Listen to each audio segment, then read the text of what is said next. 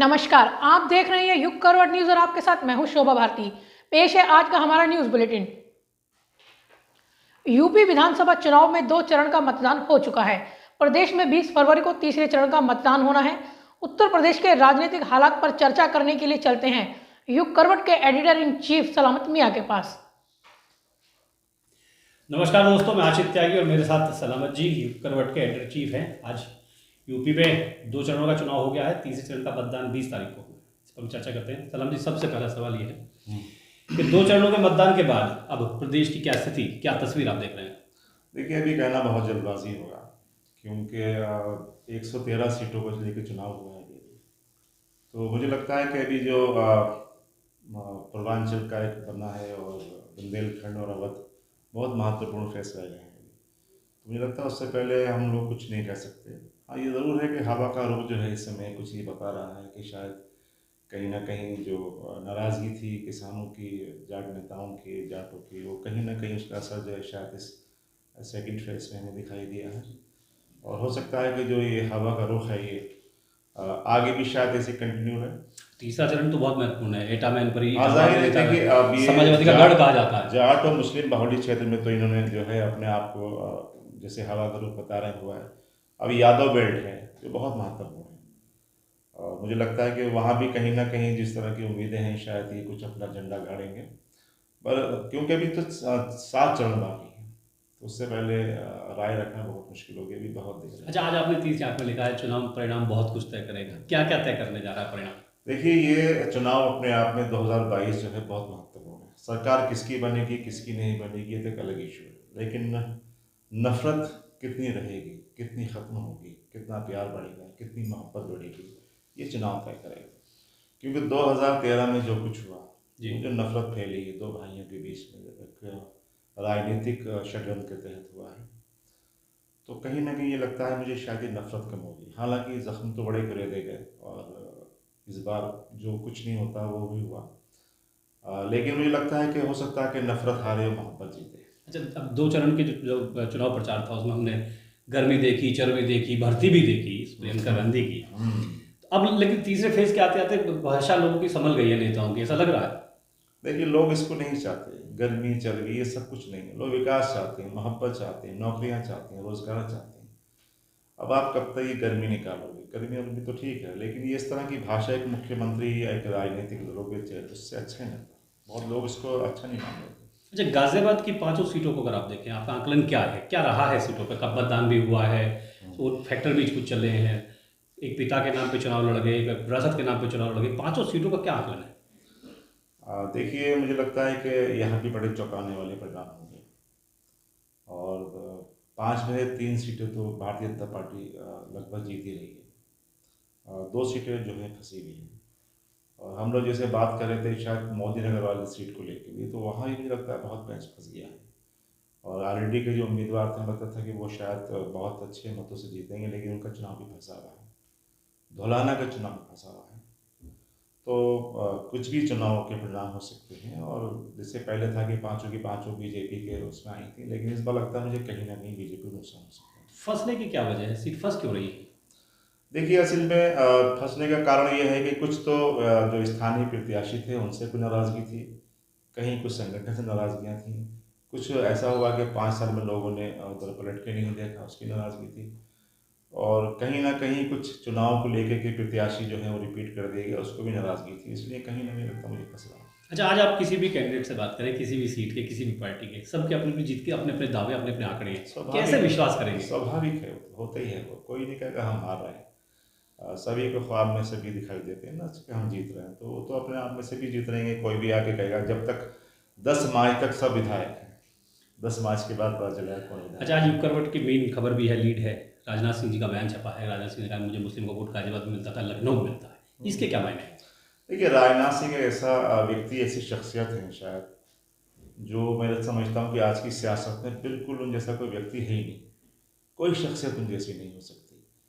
वो लोगों के दिलों में बसते हैं, तो जाहिर है कि उनको कहीं ना कहीं वो जहाँ खड़े हो जाएंगे लाइन वहीं से लग जाती है। उनके लिए जाति धर्म, मैंने उनको बहुत करीब से देखा है और बहुत कवर भी किया मैंने उनको, तो मैंने कहीं महसूस ही नहीं किया आज तक। वो जाति, धर्म, मजहब सबसे बहुत उठकर जो है राजनीति करते इसकी हैं। जरूरत भी है। वो इंसानियत की राजनीति करते हैं, मानवता की राजनीति करते हैं, जो इसलिए उनको मुसलमान के सभी धर्मों का वोट मिलता है। बहुत बहुत धन्यवाद सलमान जी, आपने दोस्तों यूपी चुनाव से जुड़ी कुछ चीज़ें दी, आपको जानकारी भी मिली है। आपसे फिर जल्द मुलाकात होगी, तब तक के लिए नमस्कार। शुक्रिया, धन्यवाद, थैंक यू। प्रसिद्ध कवि कुमार विश्वास ने दिल्ली के मुख्यमंत्री अरविंद केजरीवाल पर निशाना साधा है। कुमार विश्वास ने कहा कि केजरीवाल ने खालिस्तान का प्रधानमंत्री बनने की बात कही थी। कोई समझना चाहिए कि वो स्टेट नहीं है, वो एक इमोशन है। मैं सदा कहता हूं पंजाब कोई राज्य नहीं है, पंजाब एक भावना है। पंजाबियत एक भावना है पूरी दुनिया में। ऐसे में एक ऐसा आदमी जिसने एक समय में मुझे ये तक कहा था, जब मैंने उसको कहा कि ये जो फ्रिंज एलिमेंट हैं, जो अलगाववादी संगठन है, जो खालिस्तानी मूवमेंट से जुड़े हुए लोग हैं, इनका साथ मत ले पिछले चुनाव में। और उसने कहा था कि नहीं हो जाएगा, चिंता मत कर। और कैसे चीफ मिनिस्टर बनेगा तो उसने उसका फार्मूला भी बताया था कि ऐसे ऐसे भगवंत को और फुल्का जी को लड़वा दूंगा और मैं पहुंच जाऊंगा। और आज भी वो उसी पथ पे है, मानो मत मानो, और नहीं भी है तो वो पपेट बिठा लेगा, कोई कुछ कर लेगा वो कुछ काम।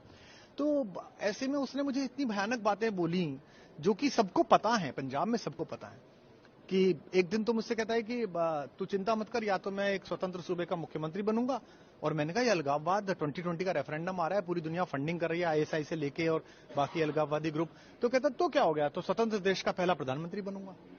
मतलब जिस आदमी के थॉट में इतनी ज्यादा अलगाववाद को लेके वो हो कि किसी भी कीमत पे बस मुझे सरकार मिले, सत्ता मिले। मुस्लिम समाज को लेकर एक चर्चा चल रही है कि शिक्षा जरूरी है या सियासत। इस पर गाजियाबाद के मुस्लिम समाज के प्रबुद्ध लोगों ने अपनी राय दी है। लोगों का कहना है कि समाज के लिए केवल शिक्षा ही जरूरी है। क्या नाम है? मेरा नाम असद अहमद है जी। शिक्षा जरूरी है या राजनीति जरूरी है? शिक्षा जरूरी है। वो कैसे? जब तक इंसान शिक्षित नहीं होगा वो राजनीतिक के विषय को पहचानेगा ही नहीं। अच्छा। और जब शिक्षित होगा तो हमारे संविधान का भी पालन करेगा, और राजनीतिक में जब वो जाएगा तो संविधान के तहत ही वो काम करेगा। अच्छा। क्या फायदे? शिक्षा के जो है ना जी बहुत अनेक फायदे हैं जी। सबसे बड़ा फायदा तो ये है कि शिक्षा जो है हमें ये सिखाती है कि हमें जीवन अपना कैसे व्यापन करना है। और जब तक हम शिक्षित नहीं होंगे, एक अच्छे डॉक्टर नहीं बनेंगे, एक अच्छे वकील नहीं बनेंगे, एक अच्छे जज नहीं बनेंगे, और हम देश के प्रति भी हम अच्छे जज भी बनेंगे जब हम शिक्षित होंगे। और देश के संविधान का भी हम जब भी सम्मान करेंगे कि जब हम शिक्षित होंगे। शिक्षा ही समाज के अंदर परिवर्तन ला सकती है, और बड़ी बड़ी क्रांतियाँ शिक्षा ने लाई हैं। बाबा साहब का तो कहना था कि जो शिक्षित आदमी होगा वही चिंगाड़ेगा, उसको ही अपने अधिकारों का पता रहेगा। और रही बात राजनीति की, जब शिक्षा होगी तो राजनीति अपने आप सीख जाएगा आदमी। लेकिन आज की डेट में जो पिछले 70 सालों में, आज आप परिषदीय स्कूलों का हाल जाके देखिए। परिषदीय स्कूलों में ज़्यादातर दलितों और मुस्लिमों के बच्चे पढ़ते हैं। वहाँ की हालात ये है कि ड्रेस दे रही है सरकार, किताबें दे रही है सरकार, जूते दे रही है, मोजे दे रही है, लेकिन शिक्षक नहीं दे रही। अब इसका आप मतलब समझिए कि क्या है कि ये लोग शिक्षित ना हो जाए। लेकिन जब से हमारे योगी जी की सरकार आई है, स्कूलों के अंदर आप जाके देखिए कि सब्जेक्ट वाइज, यानी जितने भी हमारे 8वीं से लेके और 6ठी से लेकर 8वीं तक के स्कूल हैं, उसमें सब्जेक्ट वाइज टीचर है। सब सेशन टाइम से चल रहा है। इससे पहले बहुत बुरा हाल था शिक्षा का। गाजियाबाद की जिला जेल में शीतकालीन खेल महोत्सव का आयोजन किया गया। कैदियों ने खेल प्रतियोगिता में हिस्सा लिया।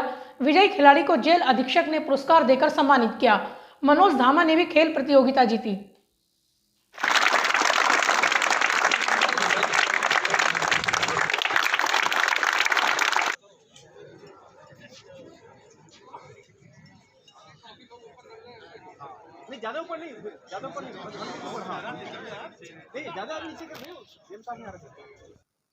ये विगत एक माह से जेल प्रीमियर लीग का आयोजन किया गया था। इसमें कई प्रकार की प्रतियोगिता का आयोजन था। क्रिकेट, वॉलीबॉल, शॉट पुट और ऊंची कूद, लंबी कूद, शतरंज, बैडमिंटन, ये कई प्रकार की प्रतियोगिताओं का आयोजन किया गया था। इसमें जो अंदर अलग अलग अहाते बैरक हैं, उनके हिसाब से टीम बनाई गई थी, और वही उन्हीं बंदियों ने जो टीम थी, जो विभिन्न टीमें बनाई थी, उनके द्वारा ये इसमें सहभाग। जबरन धर्मांतरण के खिलाफ अखिल भारतीय विद्यार्थी परिषद ने प्रदर्शन किया। एबीवीपी ने तमिलनाडु सरकार का पुतला भी जलाया।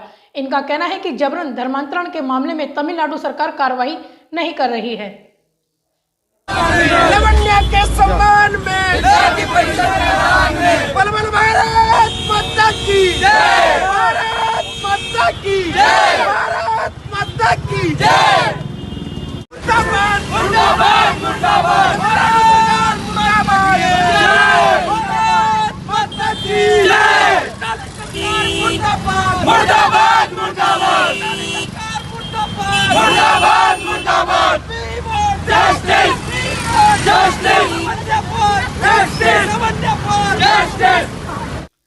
सूफी खानकाह एसोसिएशन ने जिला मुख्यालय पर प्रदर्शन किया। इन लोगों ने पॉपुलर फ्रंट ऑफ इंडिया पर देश भर में प्रतिबंध लगाने की मांग की है। इनका कहना है कि पीएफआई एक चरमपंथी संगठन है। देश में एक ऐसे साम्राज्य की स्थापना करना चाहते हैं जो शरिया के नियमों पर आधारित हो, जो धार्मिक नियमों पर आधारित हो, जो कि पूरी तरह से भारतीय संविधान की अवहेलना है। पीएफआई यानी पॉपुलर फ्रंट ऑफ इंडिया ऐसा ही संगठन है जो इस देश में इस तरह की व्यवस्था लाना चाहता है। सूफी खानकाह एसोसिएशन पिछले 2 सालों से इसके विषय में संघर्ष कर रही है और हमारी बराबर मांग ये रही है कि पीएफआई को प्रतिबंधित कर दिया जाए। इसके संबंध में हमने पूरे देश में धरना प्रदर्शन, कॉन्फ्रेंस और प्रेस कॉन्फ्रेंस आयोजित किए, लेकिन हमारी मांग को नहीं सुना गया। तब हम लोगों ने, हमारे साथियों ने, बाबा सैयद ज़ियारत अली शाह हक्कानी मलंग, गौरव त्रिपाठी जी और हमारे दूसरे साथी, हम लोग कानपुर से लेकर के दिल्ली तक यलगार यात्रा के रूप में निकले हुए हैं और हमारा निवेदन है भारत सरकार से इसको प्रतिबंधित करे। चूँकि आज 17 फरवरी पीएफआई का स्थापना दिवस है, वो सारे देश में शौर्य के रूप में अपना दिवस मना रहे हैं, तो ये शर्म का विषय है कि भारत जैसे लोकतांत्रिक मूल्यों और व्यवस्था वाले देश में जहाँ पर कट्टरपंथ की कोई जगह नहीं है, वहाँ पर लोग शौर्य मना रहे हैं। तो हम लोग आज राष्ट्रीय शर्म दिवस मना रहे हैं और पूरे देश में हमारी जहाँ कहीं भी यूनिट है, हम लोग ज्ञापन दे रहे हैं। चूँकि हम लोग यात्रा में शामिल थे, इसलिए हम लोगों ने जिला गाजियाबाद के जिलाधिकारी महोदय को ज्ञापन दे करके मांग की है कि पीएफआई को प्रतिबंधित किया।